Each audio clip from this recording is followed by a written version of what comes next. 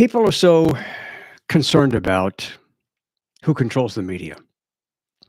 I'm Scoot, and this is the Scoot on the Air YouTube channel. I promise you at some point we're going to elevate all of this. It's going to happen. It's just taking me a little longer than I thought. I got a lot going on. Do this a radio show every day on WWL Monday through Friday, and it consumes a lot of my time. So I haven't been able to upgrade it yet, but we are going to upgrade this. And if you haven't become a subscriber, I hope you subscribe. It's free. And we'll give you a notice every time we post something. And as you go back and look at some of the videos, you can see that it's a wide variety of opinions and controversial topics and some interesting, fun interviews. So, in my position as a talk show host, I get a lot of shit from people who think that there's some kind of a conspiracy behind the media. That there's a liberal conspiracy, in particular, there's a liberal conspiracy behind the media. And that there are these liberals, and maybe there's even a small group of liberals that control the media. Well, first of all, that's bullshit.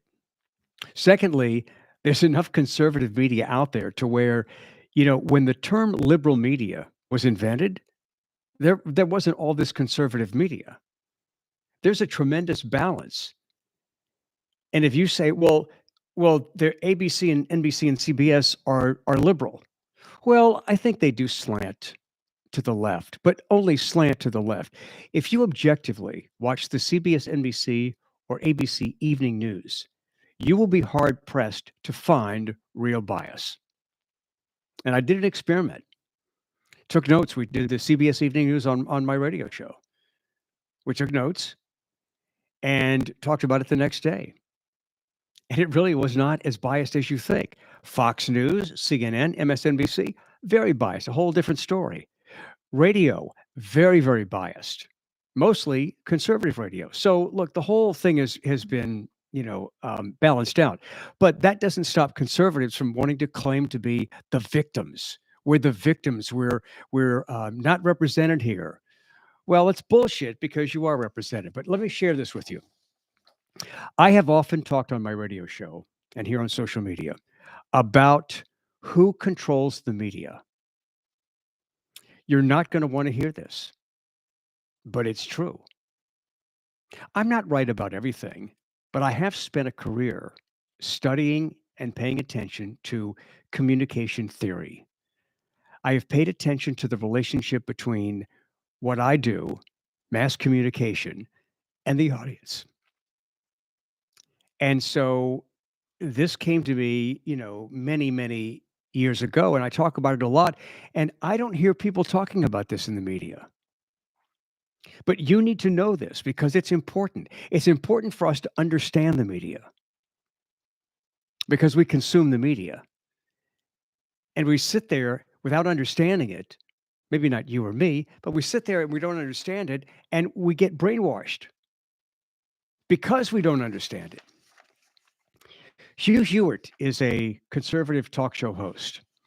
In a conversation with former governor of New Jersey, Chris Christie, Hugh Hewitt was asked about January 6th, the insurrection, the riots, the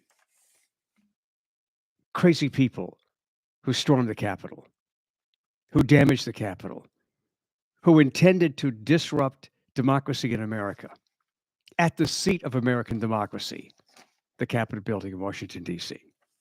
He was asked about that. And he said, and I'm quoting here, I never talk about January the 6th because I like my audience. I don't want them to turn me off. And they are bored. They do not like it. It is illegitimate. He goes on to say, I'm just curious. I just am curious. Don't you think the blue bubble knows how absolutely uninterested, or do you think the blue bubble knows how absolutely uninterested America is in the January 6th Select Committee, which is actually a rump parliament gone wild? All right, let's unpack this. Hugh Hewitt, this conservative talk show host, is telling you that he didn't say January 6th was not important. He didn't say that. Why is he not talking about it? Because the audience doesn't want to hear it. The media is a reflection of the audience. Entertainment is a reflection of the audience, much more so than it dictates behavior.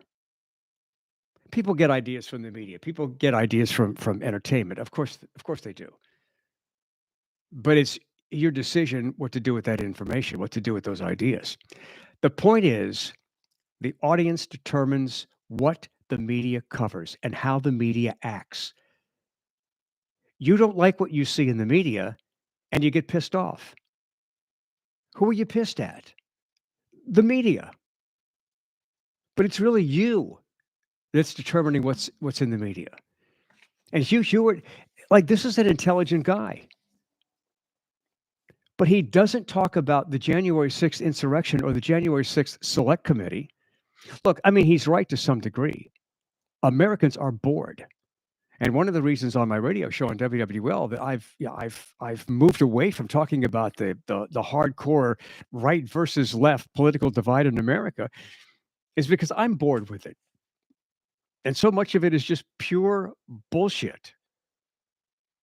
And nobody wants to change. Nobody wants to listen to the other side. So what difference does it make? I don't come home and watch the news channels all night long like I used to. I'm bored. I figure if I'm bored, you're bored too. So I look for other things to talk about. Now, I do a talk show on WWL in New Orleans. You can listen to it anywhere, though, by downloading the app Odyssey, Audacy. That's Audacy, and type in WWL. And you've got our show wherever you've got your phone. And I'm on the air Monday through Friday from 1 to 4 Central Time. You can also go to the WWL.com website and just listen in live, 1 to 4 Central Time, Monday through Friday.